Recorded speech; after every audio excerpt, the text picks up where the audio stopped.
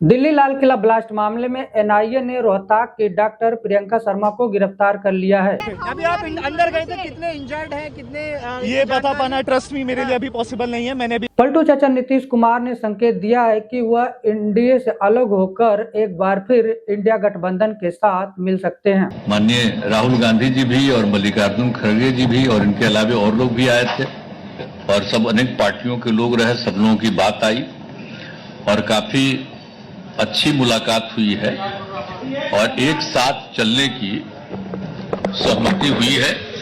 और स्वामी प्रसाद मौर्य पर उनकी यात्रा के दौरान हुआ हमला। दोस्तों, इन सभी खबरों को जानेंगे विस्तार में, बस आप मेरे साथ बने रहिए अंत। नमस्कार दोस्तों, मैं हूं सुनील और आप देख रहे हैं बहुजन मीडिया। दोस्तों, दिल्ली लाल किला ब्लास्ट मामले में एनआईए ने बड़ा खुलासा किया है। मुख्य आरोपी उमर नबी के फोन को ट्रेस करने के बाद एनआईए ने हरियाणा की डॉक्टर प्रियंका शर्मा को गिरफ्तार कर लिया है। प्रियंका शर्मा हरियाणा के रोहतक जिले की रहने वाली है और वह वर्तमान में अनंतनाग के जीएमसी से एमबीबीएस की लास्ट वर्ष की छात्रा है। प्रियंका शर्मा डॉक्टर उमर नबी के साथ काफी लंबे समय से संपर्क में है और दोनों के बीच नियमित बातचीत हो रही थी।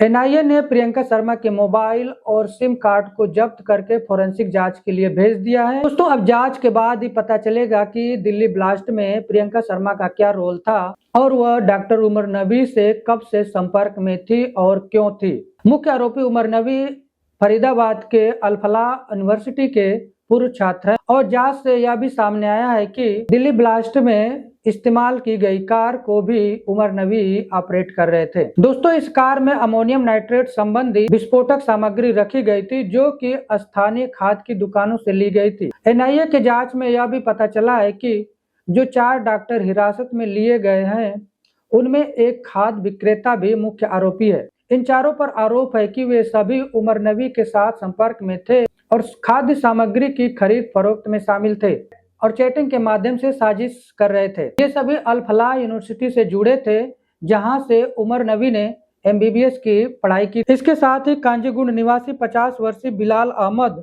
और उनके 2 बेटों को भी हिरासत में लिया गया है। बिलाल के दोनों बेटों को 5 दिन पहले ही हिरासत में लिया गया है। इन्हें इस कारण से हिरासत में लिया गया है क्योंकि वे डॉक्टर मुजफ्फर राथर और डॉक्टर आदिल राथर के पड़ोसी हैं। दोस्तों, जांच अभी जारी है और सुरक्षा एजेंसियां यह पता लगाने में लगी हुई हैं कि इस नेटवर्क में और कौन कौन शामिल है। दोस्तों, एनआईए ने यह भी स्पष्ट किया है कि धमाके की योजना व्हाइट कॉलर टेरर मॉड्यूल के तहत की गई है, इसमें कि पेशेवर डॉक्टर शामिल हैं। दोस्तों, अब तक जांच में कई खुलासे हो चुके हैं और आगे भी कई खुलासे होने की संभावना है। दरअसल दोस्तों, 10 नवम्बर को दिल्ली में लाल किले के सामने अचानक से एक कार में विस्फोट हो जाता है जिसमें कि कुल 13 लोग मारे गए और 20 से अधिक घायल हो गए थे। दोस्तों, अब तक की जांच में साफ हो गया है कि यह केवल एक स्थानीय मामला नहीं था बल्कि इसकी साजिश काफी लंबे समय से चल रही थी। दोस्तों, दूसरी बड़ी खबर बिहार पटना से है जहां के अभी अभी विधानसभा चुनाव हुआ है। चुनाव के बाद से ही यह अटकलें लगाई जा रही थी कि बीजेपी नीतीश कुमार को एक बार फिर मुख्यमंत्री नहीं बनाना चाहती है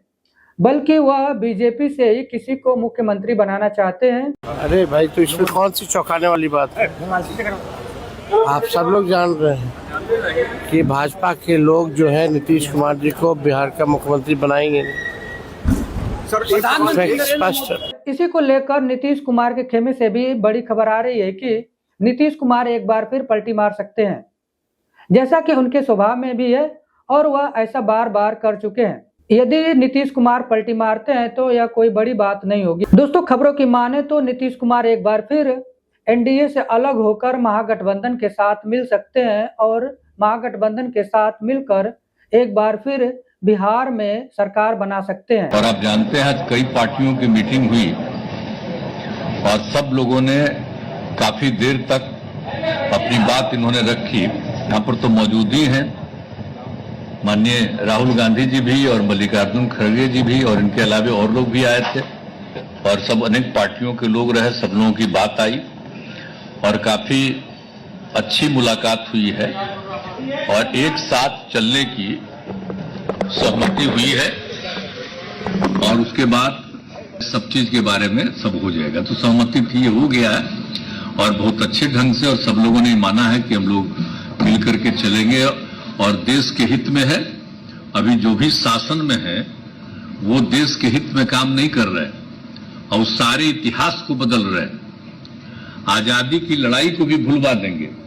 तो एक एक चीज जो काम हो रहा है उस सबको लेकर के सबकी चिंता है, इसलिए सब लोग एकजुट रहेंगे। तो आज बहुत अच्छे ढंग से बातचीत हो गई है और हर चीज के बारे में, कोई भी किसी राज्य के बारे में भी, वहां की सरकार के बारे में कोई। दोस्तों इसमें कितनी सच्चाई है यह तो आने वाला वक्त ही बताएगा। और दोस्तों यूपी से भी एक बड़ी खबर है कि अपनी जनता पार्टी के राष्ट्रीय अध्यक्ष स्वामी प्रसाद मौर्य पर उनकी यात्रा के दौरान हमला हुआ है। दरअसल दोस्तों स्वामी प्रसाद मौर्य अपनी पार्टी और संगठन को मजबूत करने के लिए एक यात्रा निकाल रहे थे। इसी दौरान उनके सामने कुछ लोग आकर काला झंडा दिखाने लगते हैं और कहा जा रहा है कि जो लोग स्वामी प्रसाद मौर्य के सामने काले झंडे दिखा रहे थे वह ब्राह्मण समाज के लोग थे, जो कि स्वामी प्रसाद मौर्य की यात्रा को रोकना चाहते थे। इसके बाद दोनों ही पक्षों में झड़प हो गई, जिसे बाद में सुलझा लिया गया। दोस्तों बिहार में मुख्यमंत्री कौन बन रहा है? क्या एक बार फिर नीतीश कुमार मुख्यमंत्री बन रहे हैं या फिर बीजेपी किसी और को मुख्यमंत्री बनाना चाहती है? दोस्तों आपको यह वीडियो कैसा लगा कमेंट में जरूर बताइए, और यदि आपने अभी तक चैनल को सब्सक्राइब नहीं किया है तो सब्सक्राइब कर ले, बेल आइकन को भी ऑन कर ले, जिससे कि आने वाले वीडियो का नोटिफिकेशन आपको मिलता रहे।